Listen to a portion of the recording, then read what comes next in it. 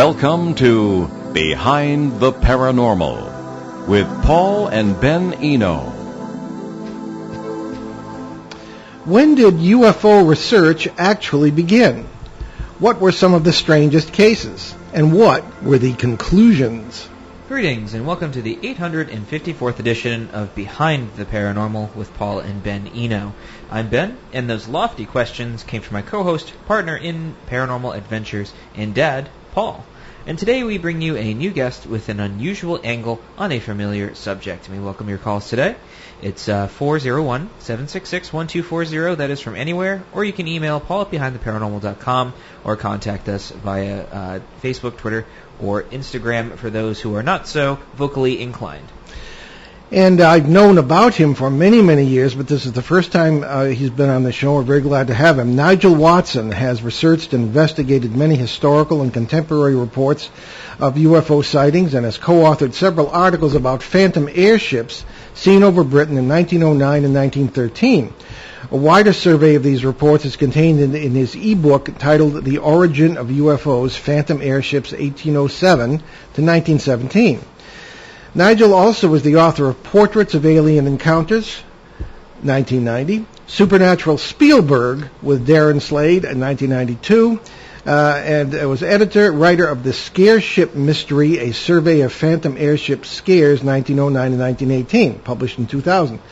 In addition, he has written for numerous books, publications, and websites, including How It Works, All About Space, All About History, 40 in Times, Strange Magazine, and many more. Nigel holds degrees in psychology and film and literature. He lives in Plymouth, Devon, in England. He can be contacted at nigelwatson@gmail.com, and he is prominent on Facebook. So, Nigel Watson, welcome to Behind the Paranormal. Hello. Good to be here. Oh, it's great to have you with us. Good to hear that Devon accent. We have a lot of family in Devon. Well, I've got more of an up-north accent. I sort of drifted southwards from Scunthorpe to London, and then I ended up in Plymouth. So. Oh my goodness! It's a wonder we can understand you at all. Yeah. So take us away, Ben. Alrighty. So let's just jump right into it, I suppose. So what was the earliest UFO case you know of, where an attempt was made at an investigation, and what were the conclusions? All right. Well, there's quite a few contenders for that, but for an official investigation, I'd look at the First World War, where Britain had quite a few sightings of lights in the sky, and people thinking that Germans and spies in Britain were signalling into their airships at sensitive locations. And what happened was the Ministry of Defence had a department, Ministry of Intelligence, and they decided they should investigate any interesting cases of anything seen in the sky, in case it is a German spy activity. And what happened was they published a report on how to investigate what we call UFO sightings now, and it looks at how you should take information from witnesses, what information were needed that was essential to eliminate things like Venus and meteors and kites and balloons and things like that.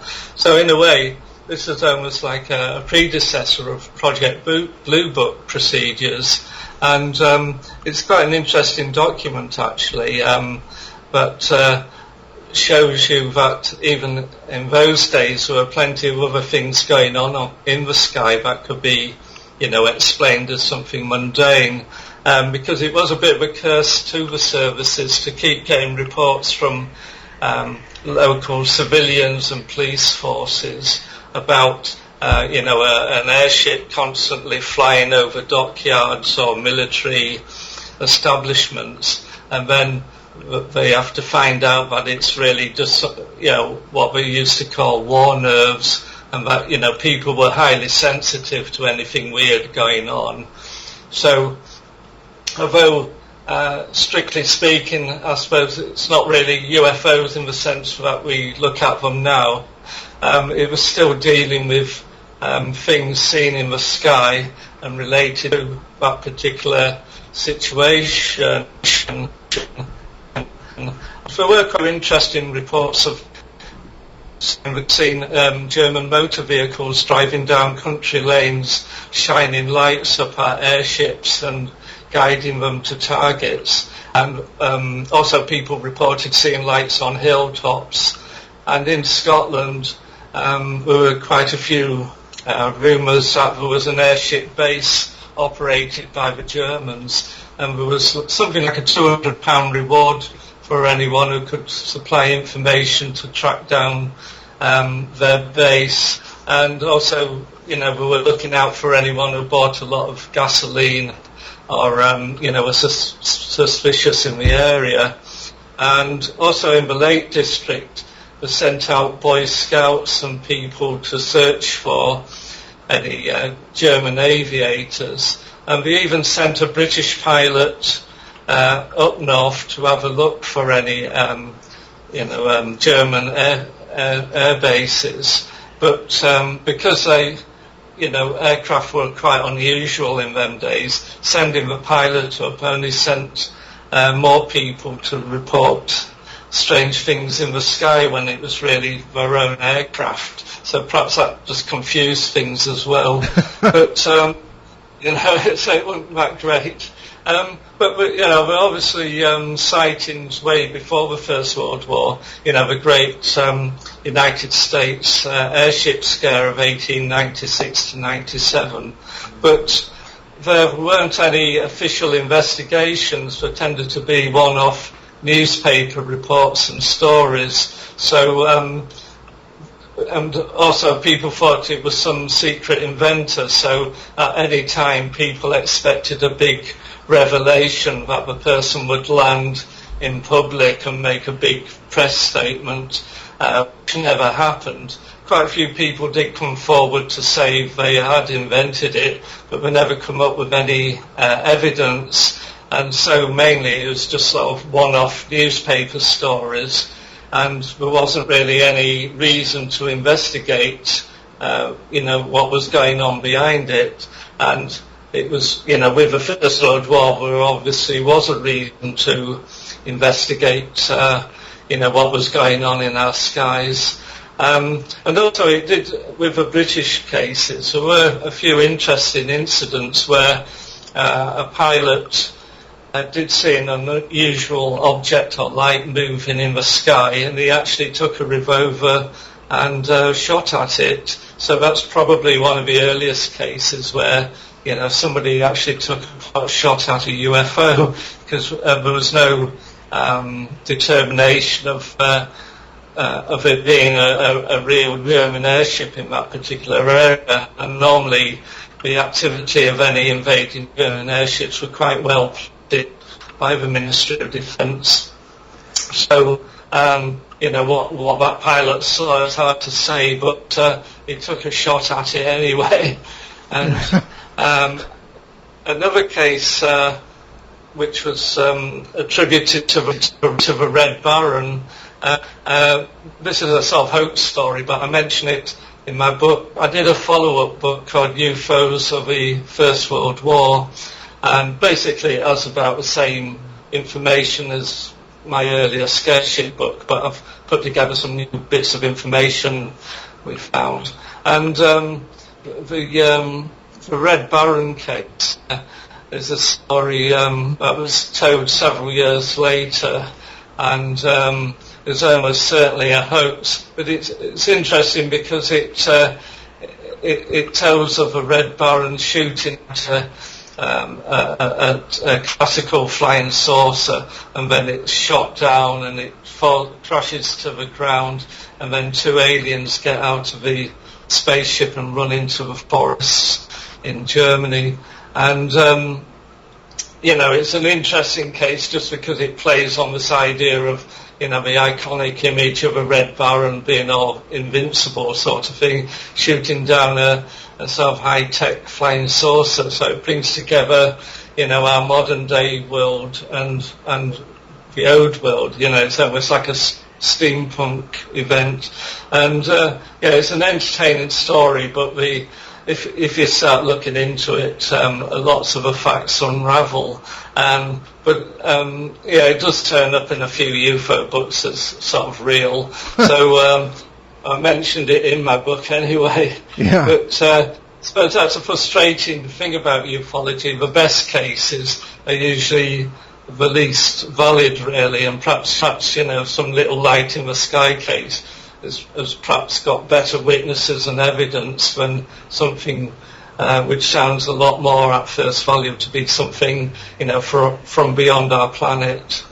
And I think that's the whole thing with my research, really, is that we've got the flying saucer period now, but in the past there were things like phantom airships before the First World War in several countries, but were all generated either by the interest in inventors or just fear of war. In Britain in particular, we feared the German Zeppelins, so obviously anything seen in the sky became a sort of German Zeppelin. Even if it was a little light in the sky or something, it often got heightened into being searchlights of a Zeppelin searching out targets for future bombing and helping develop invasion plans. So it was part of the bigger aspect of people just being worried about a future war.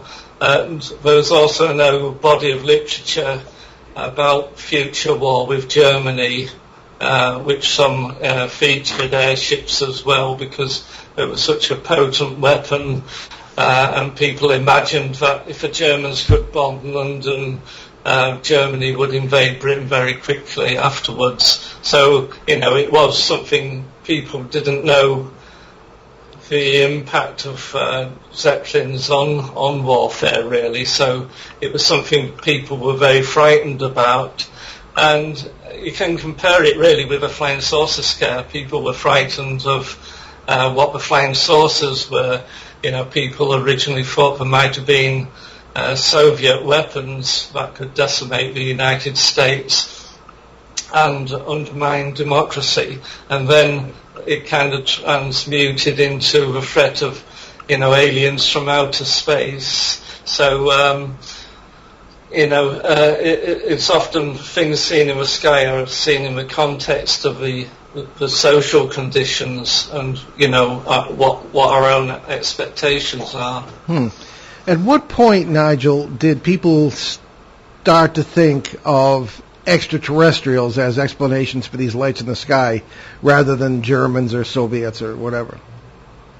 Yeah. Well, occasionally it cropped up. I think Charles Fort actually wrote to the New York Times suggesting that things seen in the sky were down to spaceships. I think that was in the 1920s. And even in 1909, there are one or two letters by people suggesting that they could be from Mars, because obviously the War of the Worlds was very popular at that time as a novel. So people were thinking about life on Mars, but it was kind of done as a kind of a joke and aside. And even Charles Fort, who obviously collected tons of material about odd events, he sort of played with the idea that odd things in the sky were from outer space or somewhere beyond our own scientific understanding. But he kind of did it from a sort of philosophical and humorous point of view, so you weren't always sure if he was really serious about it. But obviously there was a Fortean Society was existent during the Second World War, and so it was kind of already there to sort of pounce on flying saucers when they did become, when it became a name, 1947. So there's already a kind of background interest, and of course there's all these stories of Foo Fighters seen by United States Air Force pilots during the Second World War over Germany and over the Far East. So, and also there were ghost rockets seen shortly after the Second World War. So by that time there were already a lot of things going on in the sky that people thought were strange. So in a way, when Kenneth Arnold said he saw these saucer-like objects, and the term flying saucer came, we had a sort of umbrella term then to explore, virtually anything to do with things seen in the sky become a flying saucer. But I suppose that was a bad thing, really, because, the majority of things aren't classic flying saucers. Even Kenneth Arnold saw sort of delta-shaped craft rather than, the classic round spinning saucer you get in all the B movies. But despite it not being as descriptive as it should be, it's a great umbrella term, really. And also, it's brought in things like Men in Black, psychic phenomena, and, virtually anything unknown can come into the flying saucer umbrella, really. And there again, that's a sort of interesting area for some people to study, and some people think perhaps it's just another confusing factor to stop us, looking at the actual, nuts and bolts facts, No. Now, we have a question from a very faithful listener of ours in South America, and Ben, if you would present from Peter in Bogota, Colombia. I sure can. So Peter writes to us, in your book titled The Scareship Mystery, a survey of phantom airship scares from 1909 to 1918, what are some of the most interesting cases and writing in the book that you were able to research German archives, and what did you discover? So I guess to extrapolate on what you've already said. We didn't actually look at any German archives. I've myself and Granville Odroyd, who did a lot of the basic research, he found in the British archives lots of material from the War Office, and but we didn't do a parallel study of German files. I'm not even sure if there is such material available, because obviously with the two world wars, I think a lot of German archives got destroyed. But it would be fantastic if somebody, a German-speaking person, could actually look into that. Most of our data comes from the English-speaking world as well. It comes from Canada, USA, New Zealand, Australia, even South Africa had a scare in the beginning of the First World War, where they thought German aviators were flying over Cape Town, and there was quite a worry that the Germans would be flying over South Africa. But looking into the information about their Air Force, they only had a few aircraft that weren't really capable of much. So I think there again the South African sightings were more due to a kind of war panic than any real aircraft about. And the same happened in the United States and Canada. The sightings of aircraft were often associated with worries about German spying activities. In fact, there was quite a good story there by a pilot who went to Canada and said he bragged that he'd had a dogfight with German pilots over the sort of American-Canadian border. But that story, I think he made up just to brag to people, but it got published in a local paper. So it shows people were interested in that sort of idea of aerial combat, really, and also that people, fabricated stories as well as people genuinely thinking there were, aircraft over their city or town that was of German origin. So, but other than that, we didn't really research much into Germany. I know the different. I think the Germans did have similar rumours. There's things like the British Angel of Mons, when the British Army retreated from the Germans at Mons. There were rumours that angels were visible to the British soldiers who helped guide them away from being destroyed by the Germans. And there are several accounts in German literature of also German soldiers seeing their own patron saints or protective figures protecting them. And perhaps that's something else the stress of war brings out, that people, if exhausted and tired and in a very stressful situation, when they do survive it, they sometimes attribute it to some salvation figure. And back then it was like an angel or Saint Michael or somebody like that, or angels. Whereas today people perhaps think like contactees used to, that beings from outer space are protecting them. So things change over time. I don't know whether it's because some people say it's alien influences attuned to the human mind, or it could be just that the human mind is attuned to things that they like to think is beyond their ken, and it just might be a psychological mechanism rather than something out there. So I think that's something we're constantly looking at as UFO investigators. Is it really out there or in our own minds? And often it can be a fine combination of both those factors, really, especially in more complex cases or in cases which involve several people.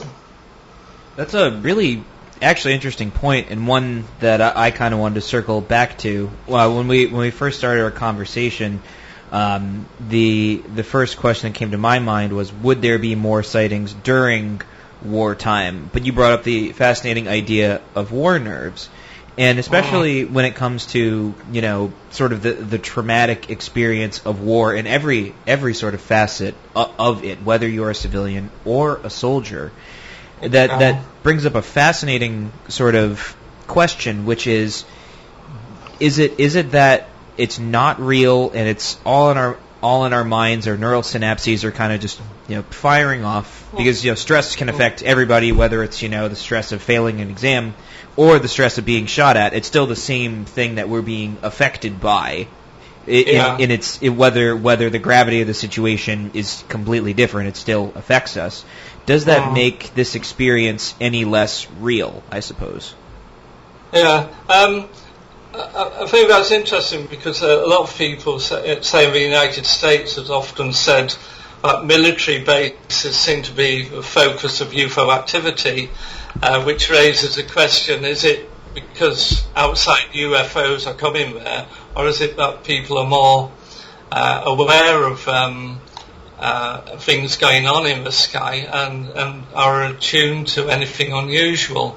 It's interesting, like Roswell, it was near a nuclear strategic base, and Area 51 is another example, really, of is it stuff they're actually testing there, or is it outside forces coming there? And I think in every conflict there have been scares involving things in the sky, like I said, with Foo Fighters or German Phantom airships.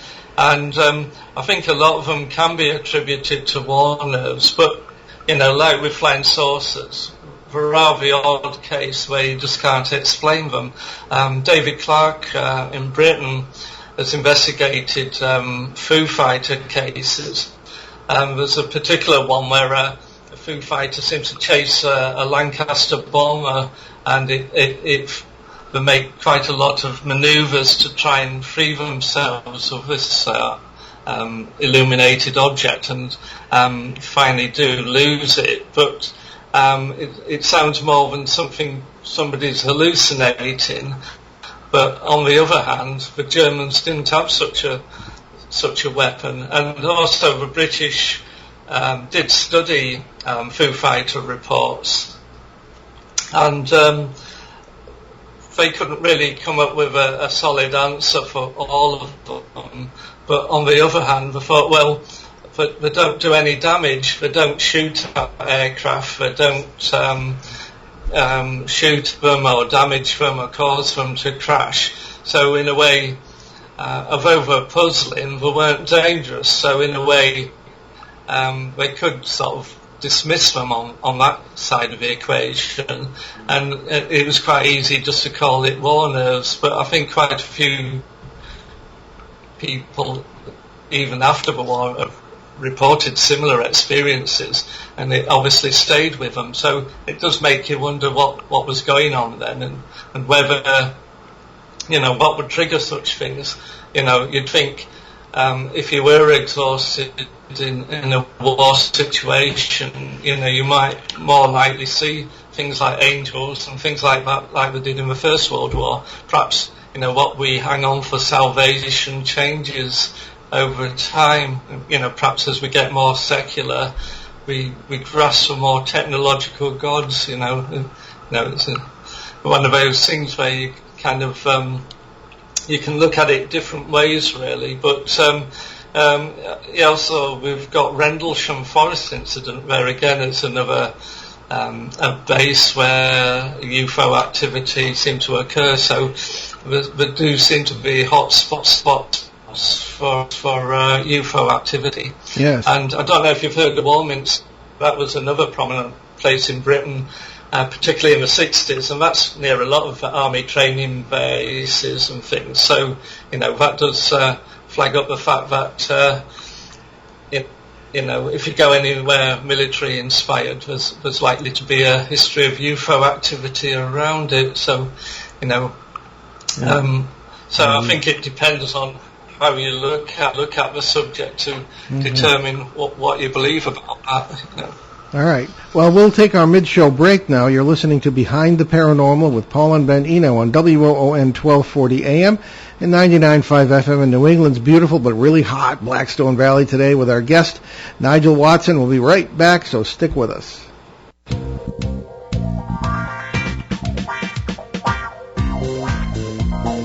The night is alive. Join us and take a walk on the weird side when you tune in to The Kingdom of Nye, hosted by Heather Wade, the finest in late night talk. Listen live free weeknights starting at 9 p.m. Pacific time at thekingdomofnye.com, talkstreamlive.com, and the Paranormal Radio app.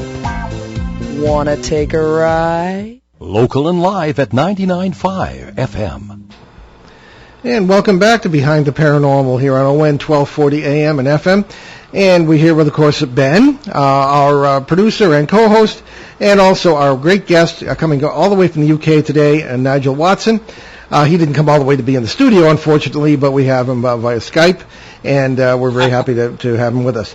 So, Nigel, let's go right to a question from a listener here. We have a very faithful listener, Phil, in Orange, Massachusetts. And he has a question for Nigel. Phil writes to us, greetings, gentlemen. I have a question concerning the legendary and possibly apocryphal airship crash in Aurora, Texas in 1897.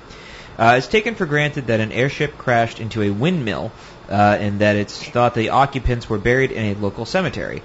However, in 1988, the issue of Fate magazine, a researcher writes that there isn't any record of a windmill on the farm in question. Even more damning is the fact that detailed histories of Aurora were published within the next 5 to 10 years, and neither of them ever mention an airship crash. Any thoughts? This is a fantastic case from the famous 1896-97 airship scare. And that's one of the better incidents where it was alleged it had crashed into this windmill, and that sort of Martian pilot had been found inside it. I think they'd also seen hieroglyphics or something inside the craft. And so that's what made them think it was a Martian. But like you say, there wasn't a windmill at the site, and also they said they buried the body and I think they buried the body in the local cemetery and put all the wreckage down the local well. And then much later, this story sounded really amazing to people who dug the newspaper reports up in the 1960s. But then when people did a bit more digging into the real story, it seems like it was a sort of just a hoax made up to entertain people in the local paper. And also, it makes you wonder if a genuine Martian spaceship did crash, why would you bury the evidence, really? You'd be happy to put it on display or sell it, or just make it worldwide knowledge. Why bury it all? But even though it has been exposed as a hoax, people still go to Aurora and try to dig up the astronauts' remains, and I think there's an actual plaque at the cemetery.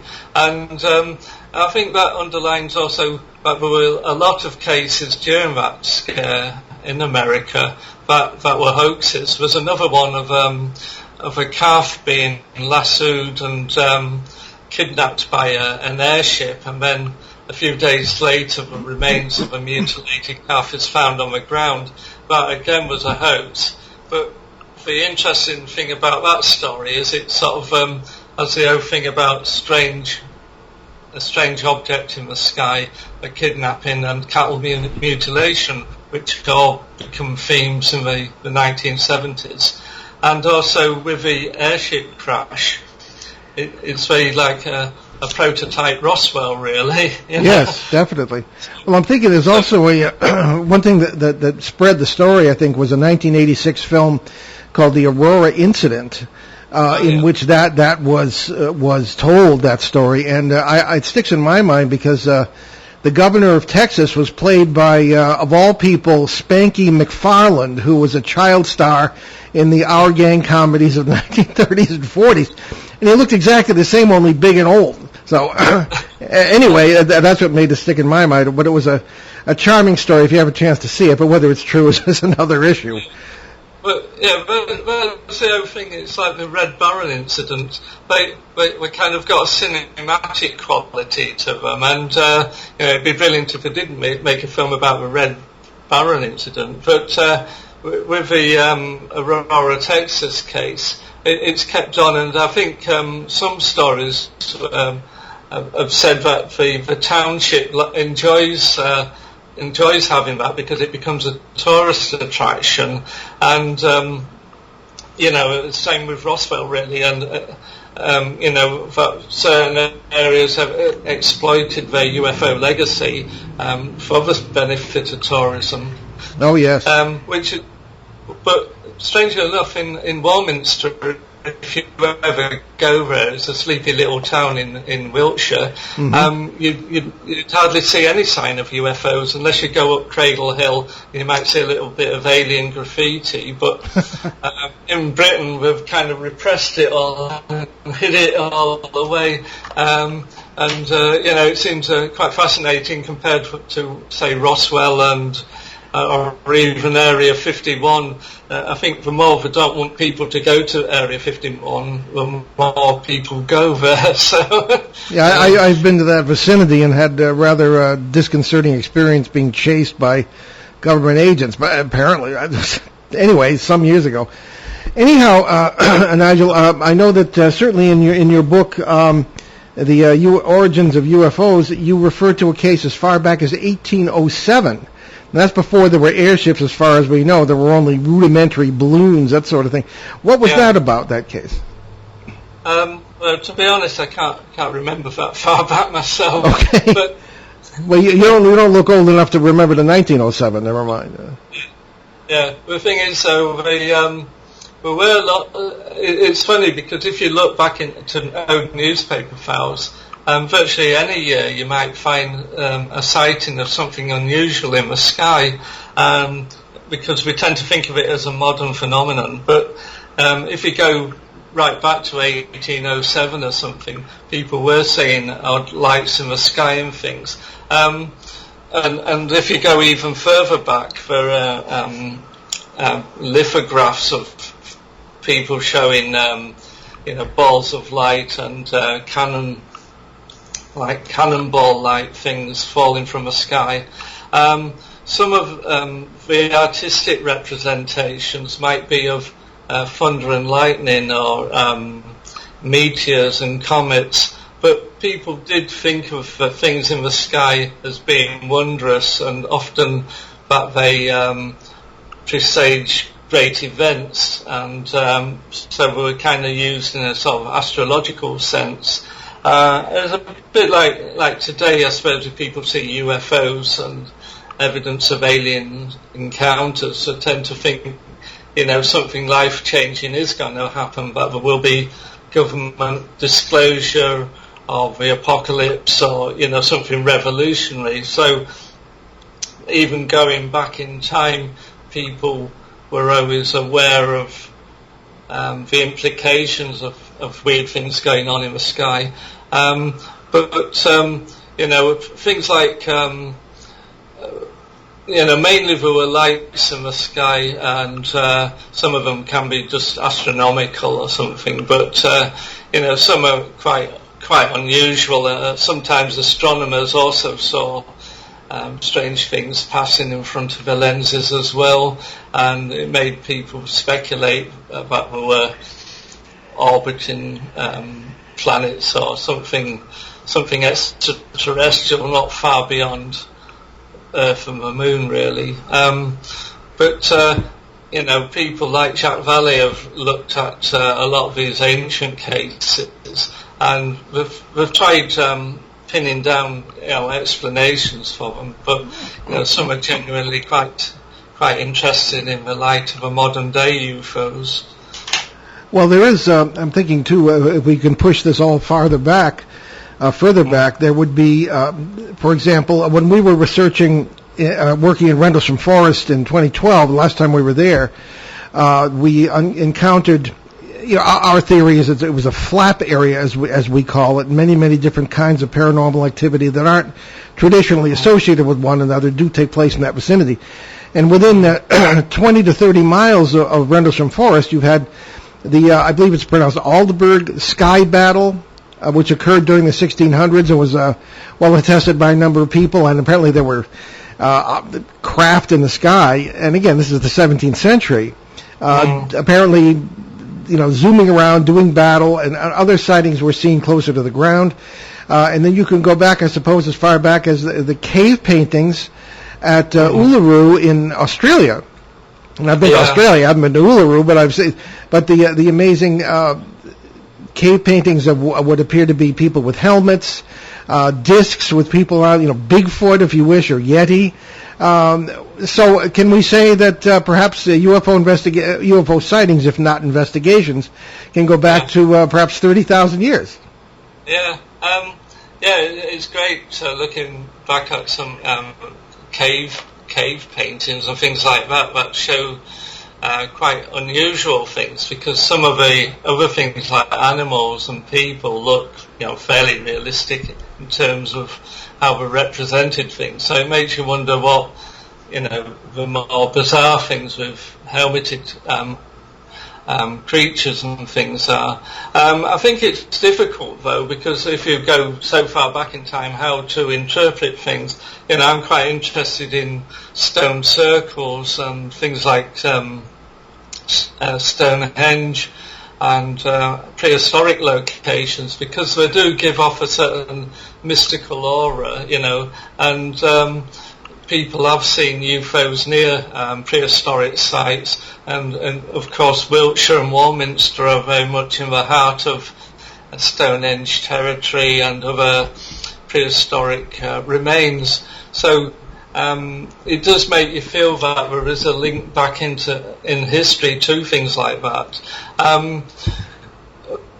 But I suppose on the other hand, it's very difficult to track down, what the real meanings were. I think if you look at a lot of ancient texts and things, sometimes they're quite ambiguous, and perhaps it might be the equivalent of modern day comic books. Perhaps in 1,000 years' time, people think Superman was a real being and went around flying around saving people from criminal activity. So you never know. But I think that's the power of human imagination is also worth considering, really, as well. So, but I just find it fascinating all the different areas you can look at, really, and it does make you think twice about prehistoric remains and why they were built and their purpose. And but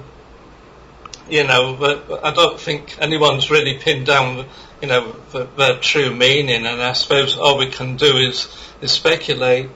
But I think I get the same feeling with UFOs, really, but you can pin down so many facts, and then it's up to people's either faith or interpretation. Obviously somebody who's had intense abduction experiences is going to look at the subject differently from an investigator like myself who's never been abducted, as far as I know. So I think that's the situation, really, isn't it? And excellent point. I think that the interpretation is everything, and of course we're sitting here at our pinnacle of glory here, our civilization, and looking back upon the literature and the customs and beliefs of people who we may be interpreting them entirely incorrectly. Yeah, that's kind of like the whole trickiness of history in general, is we tend to look at things from our point of view, and it kind of clouds it a little bit. And this kind of does actually get to my next question. Well, it's more of an observation than a question, but I guess you could interpret it as a question. That there's sort of these two particular themes we've touched on throughout our time together today, and one of the major ones is perspective, but it kind of branches into two different areas. One is how it's dictated, sort of whether it's technology. At the time, we look at these reports of phantom airships, and we look at the technology of the time, and sort of it's the best way we can kind of interpret things is through the technology that exists then.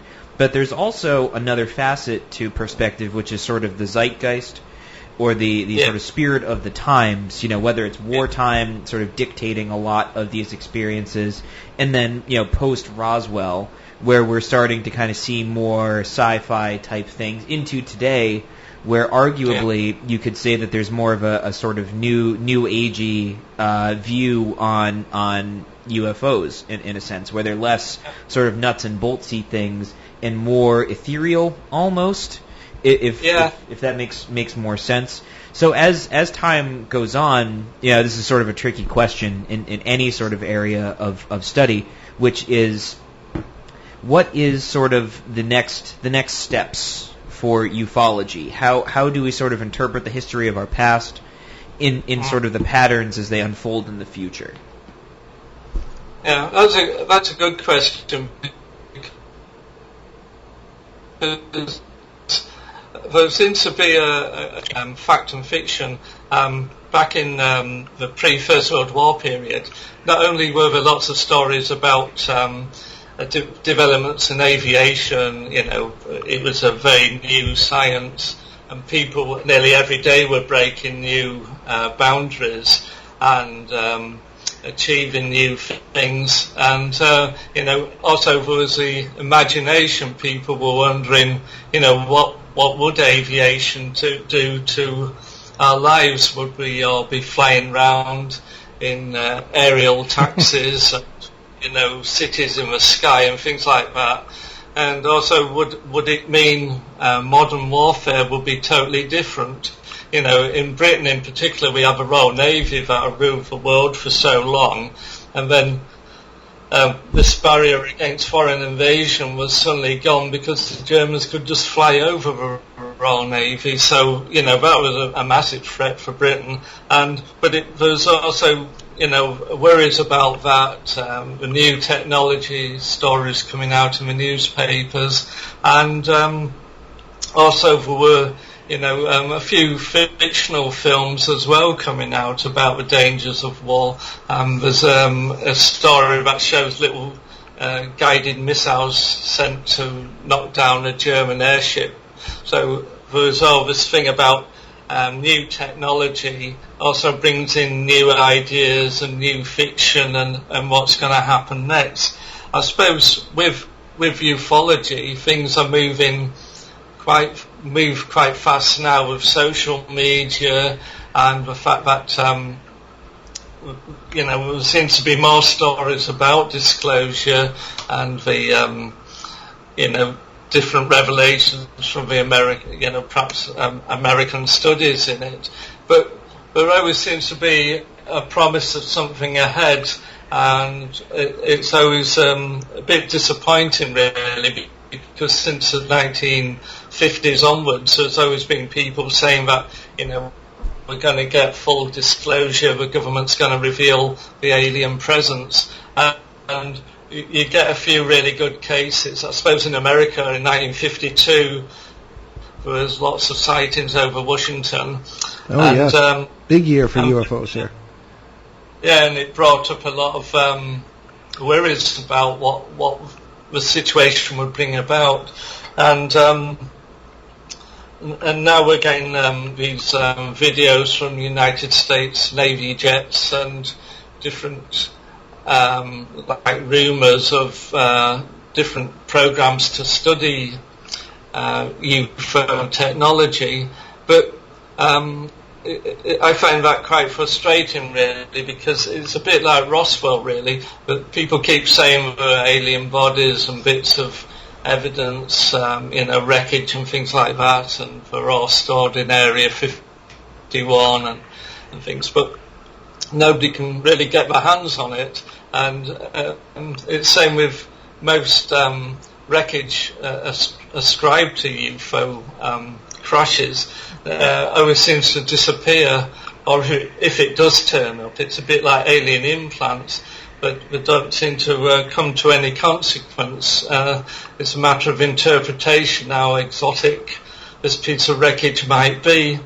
I've always thought the Roswell wreckage always sounded a bit it sounded very flimsy, and there again it had hieroglyphics like the Aurora, Texas case, and it's almost like you've got to have a bit of squiggly hieroglyphic writings on bits of wreckage to prove they're alien, but it never sounded like a full-blown spaceship like we'd imagine from a science B movie, and so I think quite a few people have commented on the fact that ufology tends to be nostalgia. We're still looking at Roswell and Rendelsham, and nothing much has really happened except for these United States Navy jet footage. Nothing much has really occurred in the last few decades, and that it makes you wonder where ufology will go. And a lot of the ufologists that were quite prominent are beginning to die off as well, and I don't know whether much new is coming in. I think you mentioned there's a more of a new age side of things.